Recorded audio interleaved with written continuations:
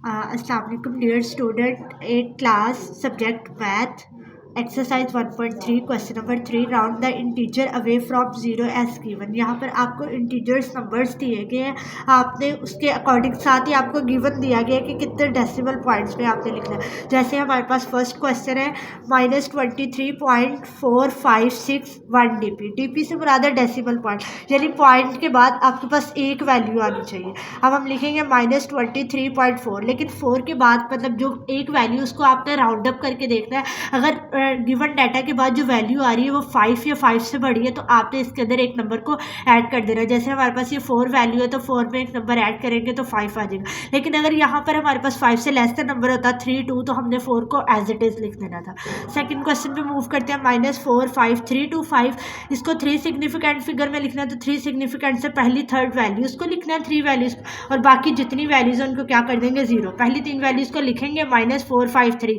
अब 3 के बाद वाली वैल्यू देखिए वो 2 है, यानी 5 से लेस देन है। अगर 5 से लेस देन है तो 3 को आपने एज इट इज लिखना है और ये हमारा क्वेश्चन सॉल्व हो जाएगा। थर्ड पार्ट पे मूव करते हैं। थर्ड पार्ट है -17.78984 सिग्निफिकेंट फिगर, इसको 4 सिग्निफिकेंट फिगर पे लिखना है।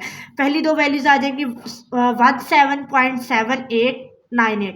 अब 7 9 तक हमारे पास 4 वैल्यूज बन रही है। 8 को देखना है कि 8 के बाद वाली जो वैल्यू है वो 5 या 5 से ग्रेटर देन है, तो जी ये 5 से ग्रेटर देन है 9 वैल्यू, तो आपने 8 में एक वैल्यू को ऐड करना है जो कि राउंड अप करके हमारे पास आंसर आ जाएगा -17.79। नेक्स्ट लास्ट और फोर्थ पार्ट पे चलते हैं।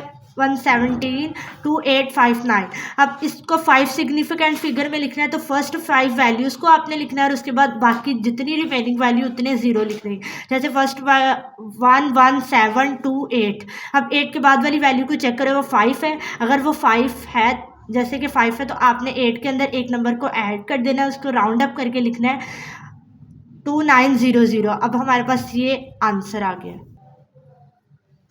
Question number 4 round the integer away to the stated number of decimal places और सिग्निफिकेंट फिगर। अब हमने इस नंबर को सॉल्व करना है, यानी डिवाइड करना है। डिवाइड करने के बाद जो 3 DP में 3 DP यानी 3 डेसिमल पॉइंट में आना चाहिए। आपने 23 को 3 पे डिवाइड करना है। 3 7 21, 23 में से 21 माइनस करेंगे 2 आ जाएगा। अब हमारे पास वैल्यू लेस देन है डिवाइजर से, तो आपने 0 लगाना है और 3 6 18 आ जाएगा। 20 में से 18 माइनस किया 20 और 18, और यही सीक्वेंस हमारे पास चलता जाएगा 7.666। अब आपने इसको राउंड अप करके लिखना है 7.66 और लास्ट वाली वैल्यू देखनी है 6 है, यानी 5 से ग्रेटर देन है, तो आपने उसको राउंड अप करके 7 लिख लेना है। और पॉइंट के बाद आपकी 3 DP है तो पॉइंट के बाद 3 वैल्यूज आनी चाहिए। नेक्स्ट सेकंड पार्ट पे मूव करते हैं। 55/3 2 DP वैल्यू, पहले इसको सॉल्व करना है। 3 1 3, 5 में से 3 माइनस के 2, 5 एज इट इज आ गया 25। 3 8 24, 25 में से 24 माइनस किए 1, और 1 लेस देन 3 है तो आपने 0 लगा लेना है और पॉइंट लगा के 0 लगा देना है। उसके बाद 3 3 9, 10 में से 9 माइनस किए 1, और 3 3 9, 10 में से 9 माइनस किए 1। ऐसे ये सीक्वेंस अब वही वैल्यू बार बार रिपीट होती जा रही है। 18.333 सो ऑन चलता जा रहा है। अब आपने 2 DP में लिखना है तो आपने पॉइंट के बाद 2 वैल्यूज लिख देनी है 18.33, और ये हमारा आंसर आ जाएगा।